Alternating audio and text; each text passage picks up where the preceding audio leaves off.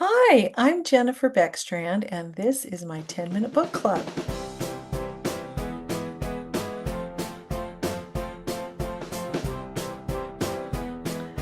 Hi, readers. Tonight I am so excited because I have Kelly Irvin with me to talk about her book, A Daughter's Choice, which comes out November 1st. I know you are going to just love hearing about everything, and we had such a great interview. Kelly is just a dear author friend, and it just was so fun to talk to her. Be sure to go to my website and sign up for my newsletter because you'll be able to download a free book. And also, remember that Harvest of Amish Blessings, which is the book I wrote with Tracy Fredikowski, Mindy Still, and Rachel J. Good, is now out. It's a really lovely Thanksgiving collection of stories. And we go back to Huckleberry Hill in that one. So, Anna may or may not make some cheesy jalapeno banana bread for Thanksgiving dinner. I know you're going to love to read that. Also, if you live in Utah, I still have three places at my table for the Utah Readers Luncheon, which is October 11th. It's up in Ogden at the convention center up there, and it is so fun. We have lunch, you get a ton of books, and it's just a really fun time. So if you're in the area and would like to check it out, go to utahrl.com where you can buy tickets. And now I'm really excited to introduce Kelly Irvin. Kelly, hello. Hi. Thank you so much for being here. Oh, well, I'm so pleased to be here. I I'm don't very think happy. you've never been on my book club before, have I you? have not. Oh my goodness, all these people that I haven't had on yet that I totally need to have on. So, yay, I'm so glad you're here. Thank you. It's good to be here. Kelly was just telling me, and are you comfortable sharing Oh, this with sure. everybody with your cancer diagnosis and what's going on now? I feel like you're doing so great. So that is Yeah. just such a wonderful blessing. Yeah, I have really been blessed. I was diagnosed with stage 4 ovarian cancer in January 2016. And so I went through numerous different, what they call standard of care, chemotherapies, lost all my hair twice, and all these various recurrences over time.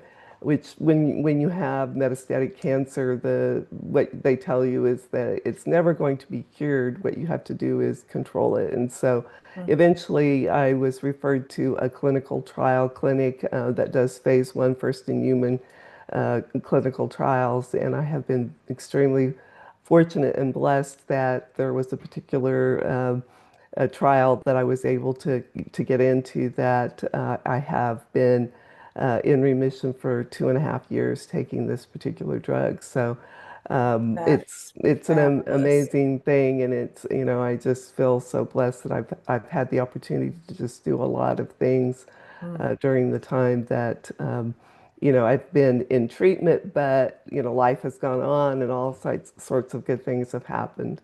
Oh, I'm so glad. Well, were there ever times you said, I don't want to do this anymore, I want to give up? Or did you feel like you stayed pretty positive throughout the whole ordeal? I was always, I have, a husband and kids and grandkids. And so my goal has always been to hang around for as long as possible, to get to see all those milestones. I've had two grandkids born since I was diagnosed. One is only 2.5. And so, you're willing to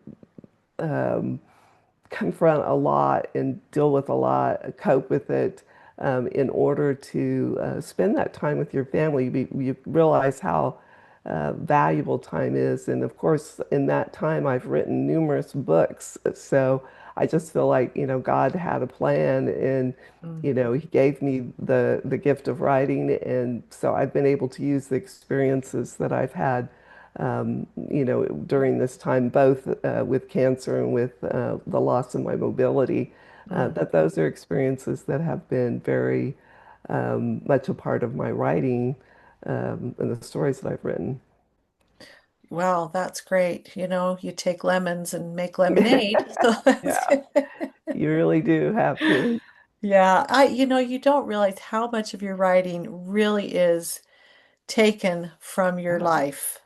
People absolutely. your own experiences, things with your Yeah. children. It's so true. Just working out, I find myself working out old wounds and hurts Oh, and, just the whole issue of forgiveness. The books that I've written, that forgiveness has been a really theme in it. Those books, all of those things come from, as you're working through them, you're giving readers the opportunity to do it. And I know that many of those stories resonate with them as they try to work out those same issues in their lives. well, so tell us about your new book that comes out November 1st. It's called A Daughter's Choice and is part of the Barber Publishing House's series of it's in the heart of the Amish, I believe is what the series called. So it's number 10 in the series, and I just had so much fun with it. The main character, Henrietta Miller, who's known as Hen to her friends, just loves animals, and she loves being outdoors, and she's very strong-minded. She has her own sort of cottage industry business of uh, raising goats for milk and turning that into different, cheese and candy and different things that she sells. And she loves that so much. She's not really interested in what would typically be the traditional Amish woman's role of being in the home and baking and sewing and taking care of the house. And that's very hard. Her father is the bishop, and he's very concerned about her getting married. So in the meantime, enters the picture Nicholas Byler, who has taken a job as a vet's assistant with a veterinarian, and this is a job that Henrietta really wanted. Her father didn't want her to take it. She applied for it anyway, and so she's very upset that Nicholas has gotten this job. In the meantime, her aunt has come to town at the invitation of her father to try to figure out how she can get Henrietta into that mode so that she might possibly get, start courting and do the things she's supposed to be doing at her age. And so she decides to do some matchmaking with, of course, Nicholas and Henrietta. So they're going to be thrust together, and that is where the story really gets interesting. Beautiful book. You're Uh, a beautiful writer. I well, love thank how you. you I just feel like you've really captured the Amish way of life.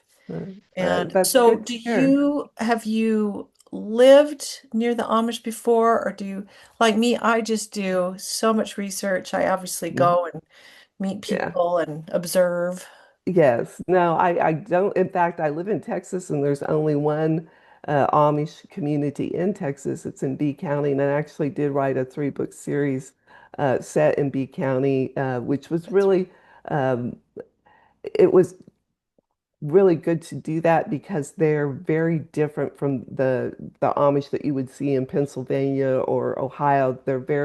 It's very primitive, very rustic. They're very I was just sort of, it's funny, the first book grew out of my reaction of thinking, well, why don't they clean this up? Um, it's just really an unattractive place. And so I started thinking as I was driving back from doing my research trip about how what God sees as beautiful and what's on the inside as opposed to the exterior. And that really led to the Beekeeper's Son, which was the first book in this series, and examining our attitudes and the world's attitudes and God's attitude toward beauty. I do a lot of research, read a lot of books, and try to do as much observation, as you said, as possible without being intrusive.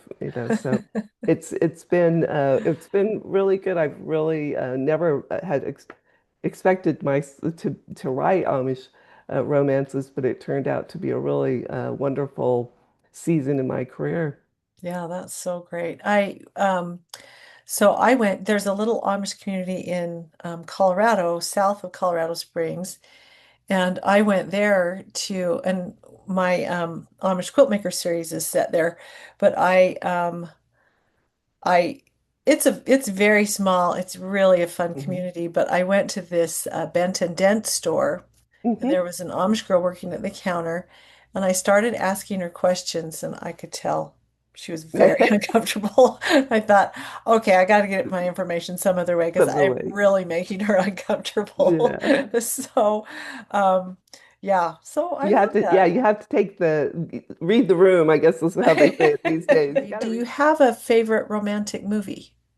Oh, I've had to really, it was hard to pick one when I saw that question in your email, but I think it has to be Sleepless in Seattle Oh, I love with that. Tom Hanks and Meg Meg Ryan. Ryan. I just love that movie. The scenes when he's on the phone with the doctor or Oh, the psychiatrist or whatever, and he's trying to, because his son is so worried about him, and he's talking about how he fell in love with his first wife, and he's just holding out his hand to take her hand. And there was just this moment when his life changed, mm, and it's just really very, very romantic in my estimation. So that would have to be very high on my list. on your list. I love that one. That's such a great one. Yeah. Okay. All right. Well, actually, we're almost out of time. So I'm going to ask you the last question.